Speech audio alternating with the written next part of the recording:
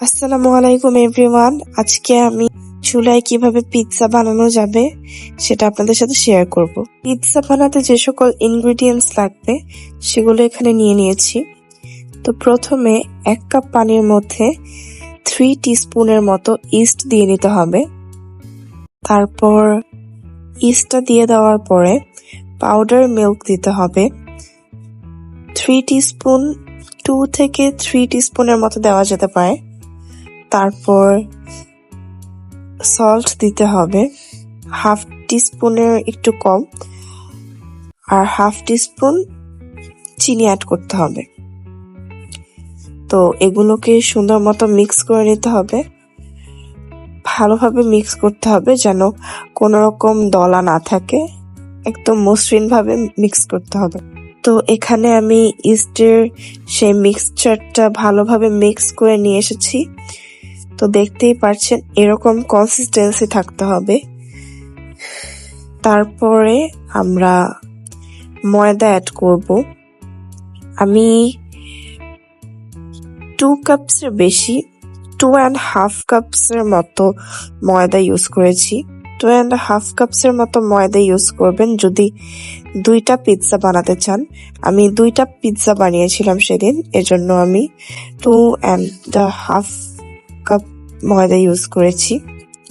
তো আপনারা যদি একটা পিৎজা বানাতে চান তাহলে 1 কাপের একটু বেশি নিলেই হয়ে যাবে। তো আমি এখানে ময়দাটার সাথে সেই মিক্সচারটা অ্যাড করে দিয়েছি। আমি ফুললি অ্যাড করিনি, আস্তে আস্তে অ্যাড করতে হবে।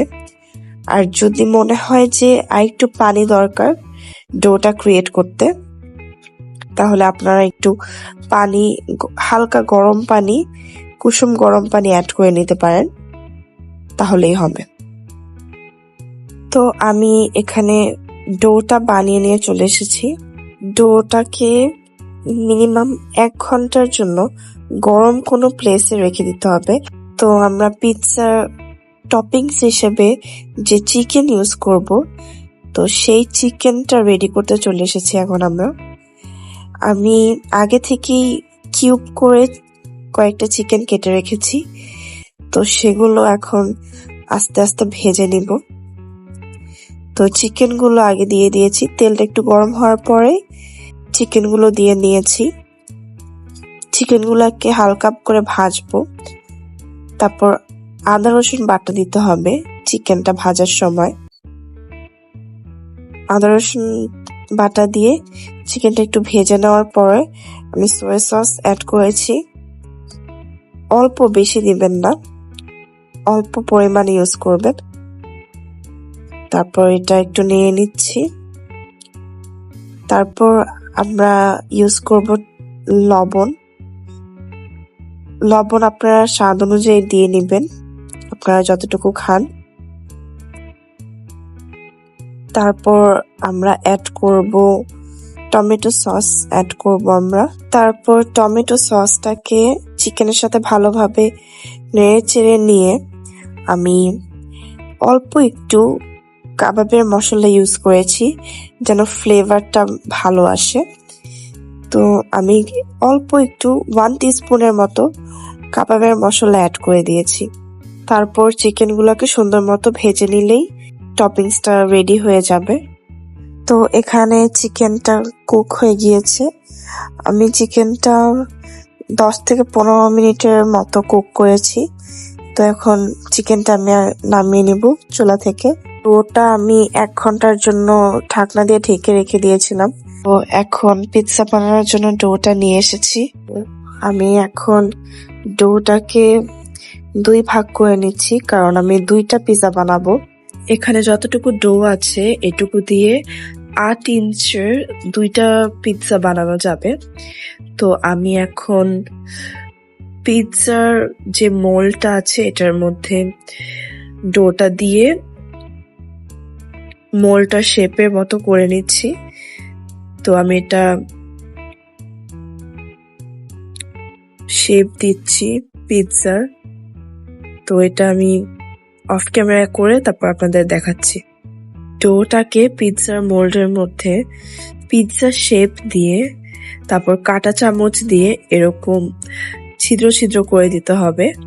তো আমি সেটা করে দিচ্ছি এখানে। তো এখন ডোটার উপরে পিৎজা সস অ্যাড করতে হবে। তো আমি দেখেন এখানে পিৎজা সস দিয়ে দিচ্ছি উপর থেকে। আপনারা যে কোনো সুপার শপে গেলেই পিৎজা সস বললে আপনারা পেয়ে যাবেন। তো আপনারা যে কোনো সুপার শপ থেকে কিনে ইউজ করতে পারেন বা বাসায় বানিয়েও ইউজ করতে পারেন। তো সসটা দিয়ে দেওয়ার পরে আমি চিকেনগুলো অ্যাড করে দিচ্ছি। যে চিকেনগুলো আগে আমি মেক করে রেখেছিলাম সেগুলো পিসগুলো আমি দিয়ে দিচ্ছি এখানে। চিকেনের পিসগুলো দিয়ে দেওয়ার পরে আমি রেড আর গ্রিন ক্যাপসিকাম অ্যাড করছি টপিংস হিসেবে। আপনারা চাইলে অলিভসও ইউজ করতে পারেন। গ্রিন অলিভ হোক বা ব্ল্যাক অলিভই পিৎজাতে বেশি ভালো লাগে দেখতে আর খেতে ভালো লাগে, কিন্তু আমরা বাসায় কেউ অলিভ খাই না, তো আমি অলিভ ইউজ করিনি। আপনারা চাইলে ব্ল্যাক অলিভ ইউজ করতে পারেন পিৎজাতে। আমি এখানে ক্যাপসিকামের পরে চিজ অ্যাড করে দিচ্ছি। আপনারা যত ইচ্ছা চিজ অ্যাড করতে পারেন। যত বেশি চিজ হবে পিৎজা খেতে তত বেশি ভালো লাগে। আপনারা আপনাদের স্বাদ অনুযায়ী চিজ বাড়িয়ে কমিয়ে দিয়ে নিতে পারেন। আর চিজ অ্যাড করার পর আমি হালকা একটু কেচাপও দিয়ে দিয়েছিলাম উপর থেকে। তো তারপর ননস্টিক প্যান বা ননস্টিক পটের মধ্যে স্টিলের একটা স্ট্যান্ড বসিয়ে সেটার উপরে পিৎজার মোলটা দিয়ে দিলেই হবে। আপনারা যে কোনো একটা ইউজ করতে পারেন, ননস্টিক প্যানও ইউজ করতে পারেন, ননস্টিক পটও ইউজ করতে পারেন। আর এখানে যে ঢাকনার মধ্যে যে ছিদ্রটা থাকবে সেই ছিদ্রটা কোনো একটা কাগজ দিয়ে বন্ধ করে দিতে হবে। তো আমি পিৎজাটা 15 মিনিটের মতো বেক করেছি। তারপর 15 মিনিট বেক করার পরে আমি একটা ছুরি দিয়ে চেক করে নিচ্ছি যে পিৎজাটা হয়েছে কিনা। তো আপনারা দেখতেই পাচ্ছেন পিৎজাটা হয়ে গিয়েছে। তো এভাবেই আপনারা অনেক সহজে আর অনেক কম টাইমের মধ্যে মজাদার একটা পিৎজা ঘরেই বানিয়ে নিতে পারবেন। তো আপনারা ট্রাই করবেন আর আমাকে কমেন্ট বক্সে জানাবেন কেমন হয়েছে। আর আমি আবার নতুন কোনো রেসিপি নিয়ে চলে আসবো। টিল দেন আল্লাহ হাফেজ।